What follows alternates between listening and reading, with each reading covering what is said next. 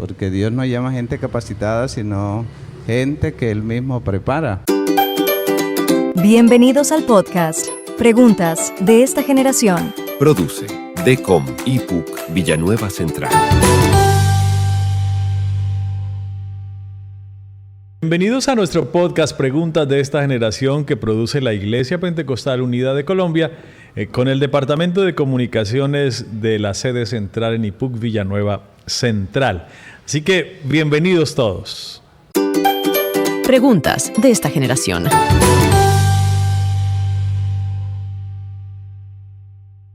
Qué alegría estar nuevamente con ustedes en este podcast, con nuevos invitados. Gracias a Dios por ellos, por nuestros invitados que acceden a compartir parte de su vida, sus experiencias. Y hoy nos acompaña el hermano Edwin Hernández, pastor ya con una larga experiencia, 17 años de ministerio, que le han permitido tener ese bagaje, esa madurez y esas experiencias que se viven en fe en Cristo Jesús.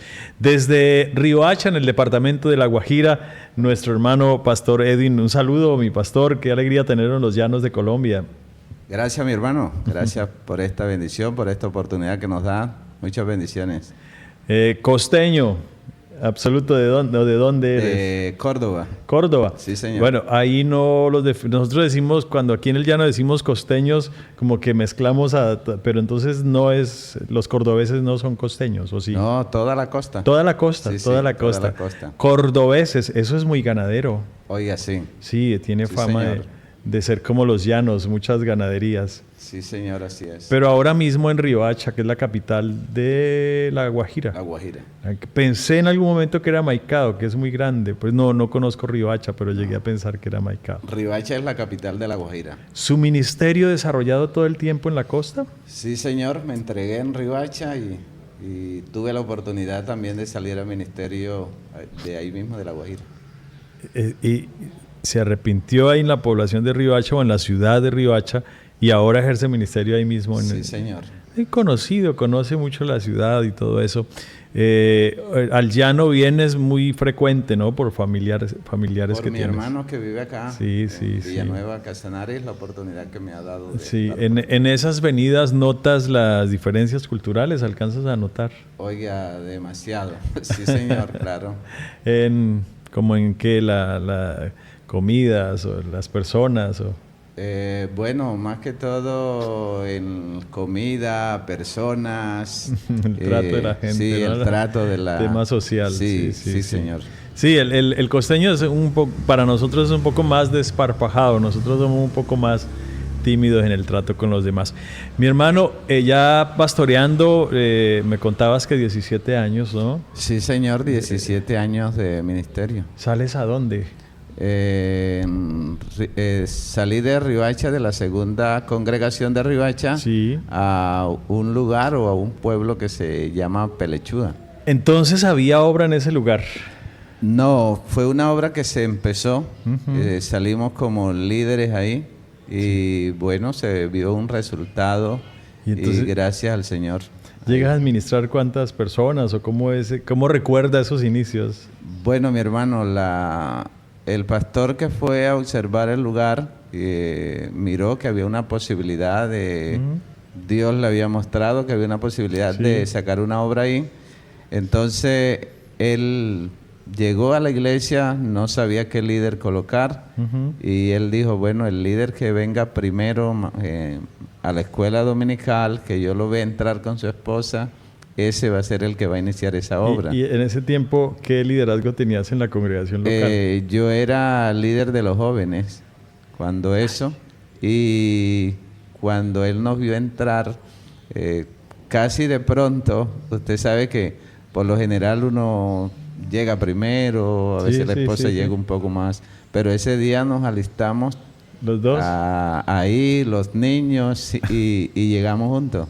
Cuando él nos vio, bueno, esos son los jóvenes que van a iniciar. Claro que él me dijo, ahí hay una sola creyente nomás, usted va a iniciar, usted no es pastor, usted no es obrero, usted solamente es un líder.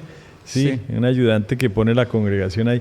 Sí, ¿Y señor. a qué te dedicabas antes de dedicarte completamente a la predicación del Evangelio? Bueno, yo era decorador de apartamento, o sea, diseñador, Era trabajador independiente. Ok.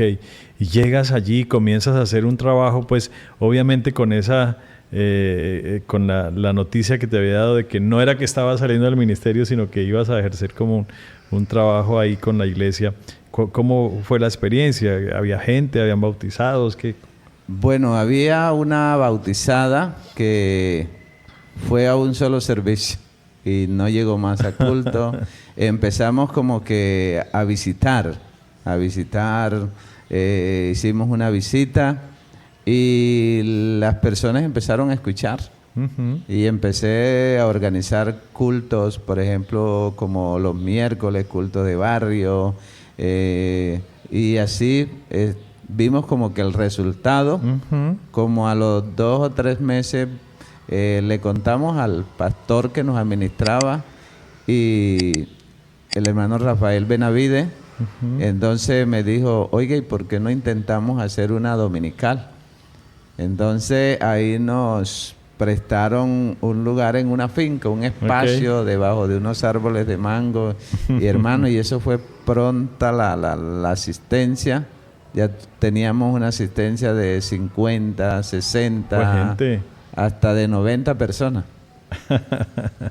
Podríamos titular hoy nuestro podcast Estrategias de Evangelismo, porque siempre en lo poco que llevo hablando con mi hermano pastor, le escucho mucho la relación persona a persona. Creo que te ha dado mucho resultado el primero estar como visitando, hablar con la gente, conocerle, y luego terminas haciendo las reuniones. Sí, es más o menos lo que le he entendido. Sí, señor.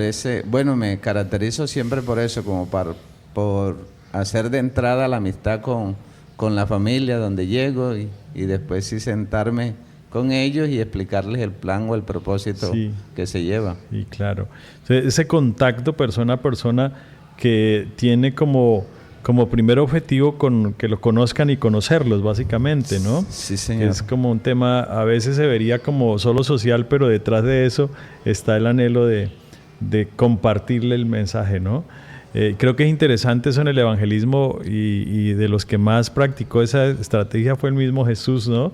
Sí, que señor. Se sentaba con todos, que no importaba si era el que estaba etiquetado como el más malvado del pueblo o no, pero se sentaba y compartía con ellos para que luego le dijera, camine, se toma un café con nosotros en casa como Zaqueo, y ya hoy ha llegado la salvación. Creo que es una estrategia que seguirá dando resultado, y luego vendrán todas las otras formas, ¿no? No sé tú si has visto resultado en el tema del evangelismo puerta a puerta que realizábamos, de llegar, golpear con un tratado.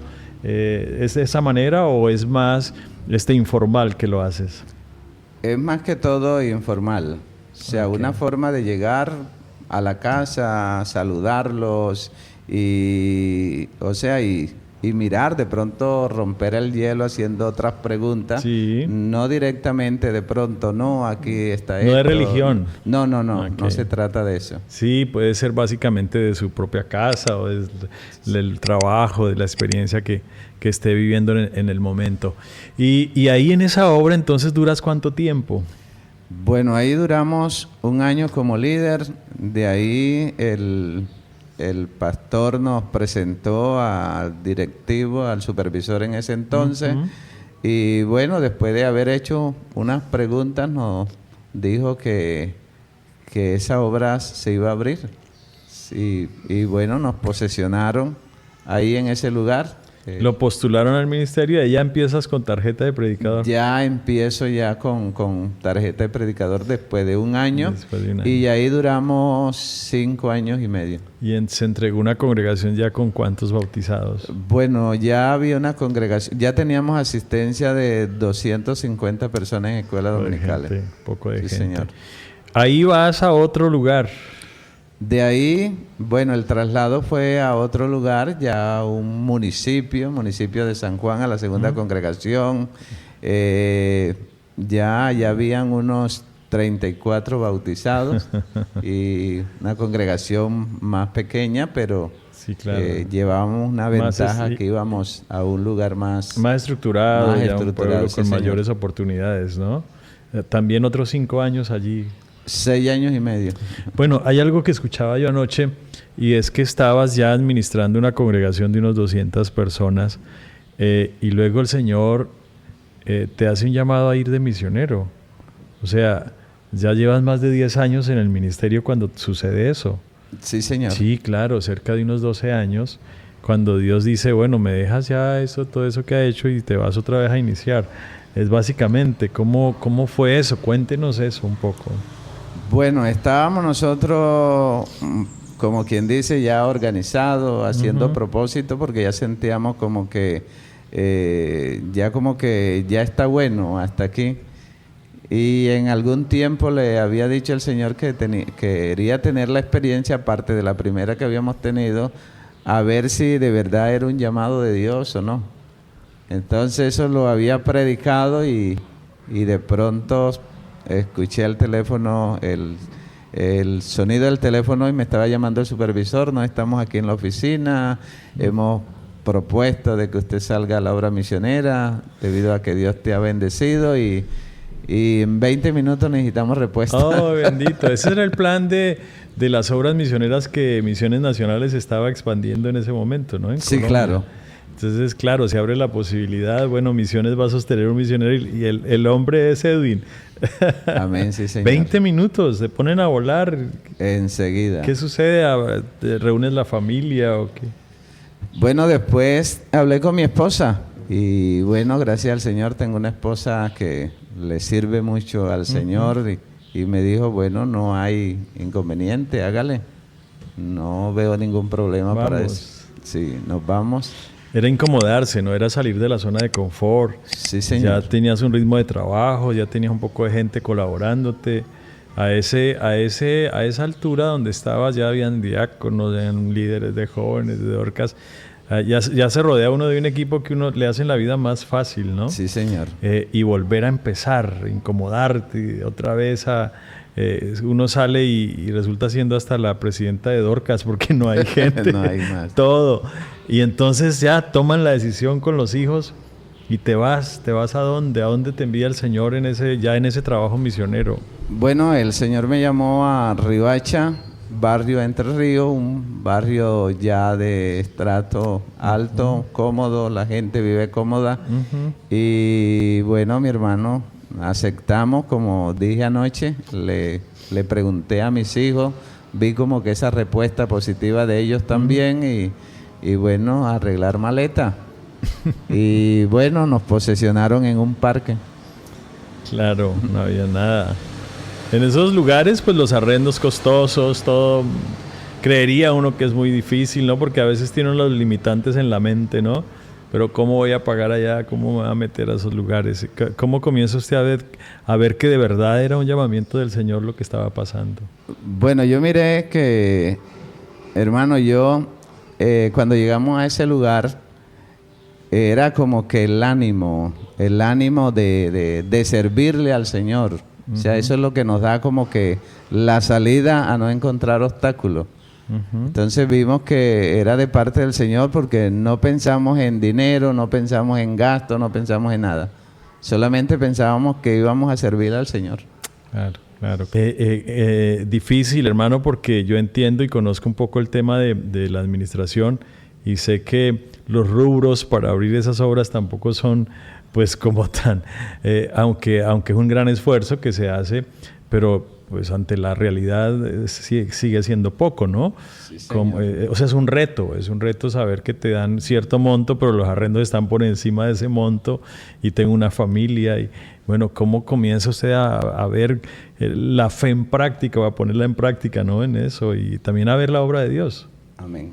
¿Cómo se da ese milagro pues de que empieces a tener un lugar y todo eso? Yo creo que eso es de parte de Dios, hermano, porque si uno se pone como que a mirar, a observar esa parte antes de salir, no va. Entonces uno ahí como que pone a funcionar toda la fe. No, aquí hay que depender de Dios. Claro. Y más cuando nosotros teníamos 2 hijos en Bucaramanga estudiando en la universidad, los gastos salían de nosotros. O sea, es algo inexplicable. Humanamente diría uno, no, pues no me voy, pero Sí, sí señor. usa la razón, ¿no? Sí, pero señor. aquí está la fe por encima de la razón. Amén, sí, Señor. Ujú. Y entonces llegas, no hay sitio, ¿cómo comienza el trabajo misionero a realizarse ya en la práctica? No hay, habían 3 hermanas nomás y vamos a empezar con la familia. Y ahí llegó mi hija de vacaciones, porque eso fue en el mes a finales de junio. Y cuando nosotros empezamos, le dije a mi esposa, bueno, usted es la líder de Dorca aquí. Y mi hija, la directora de escuela dominical. De una vez. Y dice, papi, pero ¿cómo así que la directora de escuela dominical? No hay niños. Si no hay niños. Y yo dije, ahí en ese parque se reúne una cantidad de niños en las tardes, entonces hay que acercarse a ellos y hacer reuniones con ellos. Y alcanzó siempre a reunir 25 niños. Ahí está la gente afuera. Sí, señor. Y administrar mujeres afuera. Qué experiencias bellas esa. Anoche me contabas una anécdota que me causó un buen impacto, y es ver la primer dominical que ya Dios te permite hacer, porque igual hiciste el trabajo de casa a casa, de empezar a reunirte en un parque, pero luego Dios te provee un lugar, una casa en arrendo, y comienzas a hacer tu primer dominical. Y me contabas que tu esposa dice, bueno, hay que llevarlo a recoger ofrenda, y de pronto alguien da diezmos, pero si no habían hermanos. Recuérdame un poco. Mi hermano, bueno, yo soy un poco más culto en eso. Más parte. Sí, no. Regularmente los pastores somos así, no nos involucramos mucho en ese tema. En el tema de la ofrenda, de diezmo, de estar de pronto pidiendo colaboración. No. La idea centrada del misionero es que las personas se salven. Sí, claro. Entonces, bueno, vamos a organizar la primera escuela dominical. Hicimos unas visitas ya después de haber hecho unas reuniones con amigos y quedaron, les invitamos, no, sí vamos. Entonces mi esposa me dice, amor, vamos a hacer una escuela dominical. Y yo le dije, no, vamos a hacer una reunión ahí con una charla, amigos, una charla de amigos. Como tal, no, pero vamos a organizar el servicio. Sí, claro. Hermano, y cuando vimos es que habían 27 personas en el culto, en la escuela las sorpresas dominical, que Dios da, ¿no? Contentas, y bueno, ella se emocionó tanto, dirigió el culto, me pasó a predicar. Yo le había dicho que no había que recoger ofrenda ni recoger diezmo, solamente íbamos al servicio, pero ella sí se llevó como para hacer para recogerlo. También movida por el Señor, ¿no? Movida por el Señor. Un acto de fe también. Ese es un acto de fe, sí, señor. Sí. Entonces ella comienza a explicar que la ofrenda hace parte del culto, y de pronto, no, pues si hay alguien que quiera dar diezmo, y Dios llega y le sorprende, ¿no? Al punto que luego me contabas que el monto del diezmo fue mayor que la ofrenda que estaba allí. Así es Dios, ¿no? Así es Dios. Sí, señor. Entonces ya Dios comienza a decirles, pues por recursos no se preocupen, que los recursos son míos y yo se los voy a dar. Sí, ¿Cuánto tiempo ha pasado después de eso? Bueno, ahora en 29 de junio cumplimos 5 años. 5 años. Ya hay una obra allí ya organizada. Ya hay una obra establecida, sí, señor. Me decías que estaban ya en una propiedad, ¿no? Están pagando una propiedad. Bueno, ya al principio empezamos a organizar los cultos en el parque, únicamente se hacía escuela dominical. Después hubo la necesidad de arrendar un lugar, ya lo organizamos, una iglesia como tal. Pero Dios nos dio la oportunidad también de comprar el lote ya en ese lugar de la obra misionera. Si en este momento Dios volviera a hacerte el llamado y decir, tienes un llamado misionero, te vas a otra obra. Bueno, esos fueron los que me presentaron los directivos ahorita, no hace mucho. Dice que si estaba dispuesto a ir a otra obra misionera o quedarme ahí como pastor o ser trasladado a otra iglesia. Yo les dije que yo no me atrevía de contestar esa pregunta, que eso estaba en manos de ellos. Si ellos veían la necesidad de volver a empezar, había que hacerlo. Eso se llama obediencia y se llama conocer al Señor, ¿no? Sí, señor. Saber que tenemos un patrón y que cuando Él decide, A mí me enseñaron, porque también soy de esa escuela de hace varios años, que cuando nosotros decidíamos, no teníamos a quién reclamarle, pero si dejábamos que decidiera Dios a través de nuestras autoridades, pues sí teníamos a quien reclamarle, que es al Señor. Sí, Usted fue el Señor. que me trajo acá. Yo no le pedí que me trajera para acá. Qué bueno poder vivir eso. Sé que mucho pastor joven nos está viendo, obreros, pastores que llevan poco tiempo y están viviendo su propia experiencia. Lo que podemos compartir con un pastor ya de varios años, y en mi caso que Dios me ha permitido también servir a algunos otros, es vivir por fe. Es que es eso, pero que pase del versículo del justo por la fe vivirá a la práctica, y eso tiene un poco más de complicación, ¿no? Porque aprenderse uno de los versículos es fácil, pero cuando te empiezas a dar cuenta que la fe actúa como un músculo que cuando más se entrena, más se fortalece, ¿no? Amén, sí, Señor. Se dice, si actúa aquí, pues actuará en aquello. La fe sin obra es muerta. Es muerta. Entonces, poder vivir por fe. Yo le quiero compartir, y ojalá se vuelva también esto, este podcast en una buen entrenamiento para los hermanos y jóvenes que aspiran a salir al ministerio, o tienen esa, a veces es una confusión. ¿Será que Dios me está llamando? Dicen. Yo quiero estar allá involucrado, pero ¿será que sí tengo un llamado de Dios? ¿Cómo es el llamado de Dios? Que pudiéramos decirle, hermano Edwin, a nuestros jóvenes, ¿qué es eso del llamado de Dios? ¿Cómo se experimenta? Y que pudieran ellos lograr como entender, ¿no? Que no sea una confusión, porque puede ser una emoción, ¿no? Amén. Sí. Uh-huh. Bueno, hermano Jairo, de verdad que yo creo que eso es un llamado que hace Dios. O sea, eso viene directamente del Señor y es un sentir. De pronto, en el caso mío, yo en el 2005, en un congreso de jóvenes en Bogotá, yo sentí que Dios me dijo que me necesitaba. Entonces empecé como que a mirar si eran emociones mías en ese llamado o era la realidad de lo que Dios me había dicho. Y empecé como, no dije nada, no le dije a ningún pastor, no me mostraba como que al servicio para que miraran que yo tenía ministerio, no. O sea, yo en silencio guardé todo eso y esperé el momento. O sea, es como un sentir. Cuando uno tiene ese llamado, hermano, uno se esfuerza. El anhelo de uno es servirle al Señor. O sea, uno no se queda quieto. Le podríamos como también comparar con las palabras del profeta Jeremías. Tú me sedujiste, fuiste más fuerte que yo, ¿no? Pero qué importante lo que dice mi pastor Edwin. No me muestro, no hago las cosas para, amén, sino sí. Porque tengo un llamado de Dios y sirvo, porque en el ser está ese ardor por servir, pero no para. Y eso es un error que pueden muchos jóvenes cometer. Entonces voy para que me muestre y que el pastor me vea y que fulano me vea. Creo que lo importante aquí es que Dios lo vea a uno y Él está en todas partes. Amén. Yo creo que eso sí, hermano, debemos tener en cuenta, y que los jóvenes tengan en cuenta. Cuando fui presidente de los jóvenes, yo me creía el pastor de los jóvenes.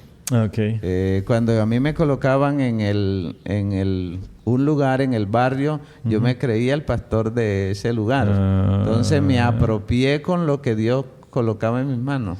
Qué bonito consejo. Eso se llama identidad, ¿no? Sí, Señor. O sea, yo estoy aquí, el Señor me puso esto en las manos, pues asumo con responsabilidad. Que ese es el otro problema, ¿no? Y me dieron esto es una carga, que tengo una carga. No, es algo que Dios puso y asuma, ¿no? Creo que eso ha sido como, obviamente, el factor éxito en su vida ministerial, ¿no? Te entregan algo, pero bueno, entonces voy a hacerlo de la mejor manera y voy a asumir. Si soy líder de jóvenes, yo soy ese pastor de jóvenes, tienen sus necesidades, voy a orar por ellos, voy a buscarlos, voy a suplir. Qué bonito consejo. Ahora, ¿te casaste hace cuántos años? Bueno, ya tenemos 27 años. 27. ¿Cuántos hijos? 4 hijos. 4 hijos ya mayores. Bueno, la mayor tiene 25 años. Sí. El segundo tiene 24 años. Y el último tiene 15 años. Es el menorcito, sí, todos ya estudiando, haciendo sus profesiones. Bueno, un hijo que salió al ministerio, ¿no? Sí, gracias al Señor. Bueno, también me impactó lo de ese joven porque él estaba estudiando en Bucaramanga y de pronto él se me va a la casa y me dice, me vio, bueno, en la obra misionera, al principio fue bastante fuerte, uno ve como que oiga, Dios me necesita aquí. Entonces él como que vio esa necesidad y Dios le colocó el sentir, me dice, papi, yo quiero como que sacrificar estos 5 semestres de la universidad y venirme aquí a ayudarte. Yo le dije, no, a mí no me parece. Claro, humanamente no daba. Humanamente no daba, hermano, y fue bastante duro para mí porque yo pensaba de pronto... Para ti era una frustración que me dejó la carrera botada. Exactamente. ¿Y a razón de qué? Entonces, como él casi que se muere en la pandemia también, y dice, papi, pero si me hubiese muerto, ni cartón, ni te ayudar. Ay, bendito. Entonces, de ahí empecé a ver como que ya un llamado en ese muchacho. Ahí empecé. ¿Y se fue a ayudarte a la obra misionera? Sí, señor, se fue a ayudarme a la obra misionera. Ah, bendito Dios. Sí, lo que es el llamado de Dios, que es, además que es personal e intransferible. Y siempre le dicen a uno, pastor, ¿será que yo tengo un llamado? Bueno, nosotros no somos clarividentes. Él es la persona. Obviamente Dios después mostrará esa obra y aprobará esa obra o ese llamado, pero es intransferible, es personal. Sí, señor. Y qué bueno cuando está ese llamado y yo me lo guardo ahí como María, que todo lo guardaba para sí dentro de su corazón. Y el Señor al que llama definitivamente lo va a enviar. Eso sí, póngale la firma. Al que llama lo envía. Amén, sí. Y espere el tiempo y no se apresure, es que no me han dicho, es que me van a dejar pasar la edad. No, eso sí, Dios lo llamó, lo saca. Amén. Y lo envía. Mi pastor Edwin, qué gratitud la que tenemos esta mañana de usted habernos acompañado a este podcast, pero no quiero dejarlo ir sin que le dejes ese minutico de mensaje a los jóvenes que están allá, divagando entre dos pensamientos, ¿no? El mundo que me está llamando, pero también Dios que sienten ese deseo por servir al Señor. Bueno, yo creo que, hermano, cuando Dios tiene un propósito, Él llama y capacita. Amén. Porque Dios no llama gente capacitada, sino gente que Él mismo prepara. Entonces la idea es servirle al Señor con toda el alma, con todo el corazón, que si el sentir de ese llamado está en el corazón del joven, hermano, tarde o temprano Dios lo va a hacer. Entonces es como que darle ánimo a la juventud para que siga adelante. O sea, ya hay un mundo que se debate en medio de tantas dificultades, pero acá tenemos una juventud, hermano, inspirada con otros pensamientos y es de servirle a su Creador. Entonces es seguir adelante y saber que el propósito de Dios se cumple tarde o temprano. Así que espera el tiempo de Dios, todo tiene su tiempo. A todos los seguidores del podcast Preguntas de esta Generación, no olviden compartirlo para que se suscriban y puedan darle ahí a la campanita para que te lleguen las notificaciones. Que el Señor Jesucristo los bendiga. Los esperamos la próxima semana con un nuevo podcast de Preguntas de esta Generación. Preguntas de esta generación.